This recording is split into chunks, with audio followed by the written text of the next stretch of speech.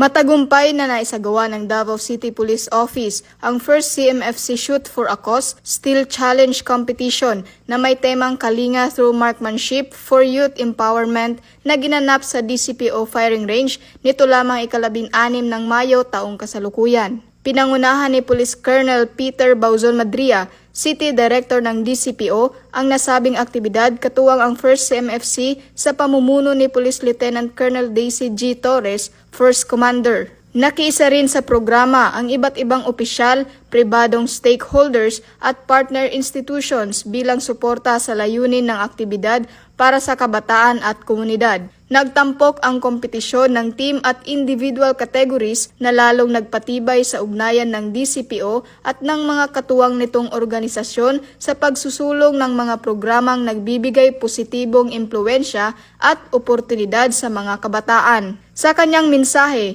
binigyang diin ni Police Colonel Madria ang kahalagahan ng patuloy na pakikipagtulungan sa iba't ibang institusyon at stakeholders ng komunidad. Ayon sa kanya, ang mga ganitong aktibidad ay nagsisilbing plataporma upang gabayan ang mga kabataan tungo sa disiplina, pamumuno at makabuluhang pakikilahok sa lipunan.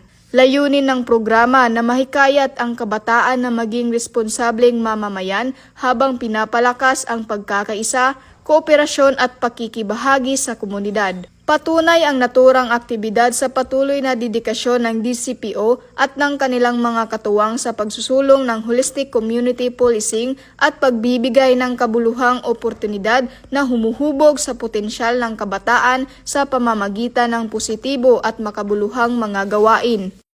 Mula dito sa Davao Region, ako ang inyong PNN Correspondent, Patrolwoman AJ Cortez, alagad ng batas, tagataguyod ng Balitang Pulis.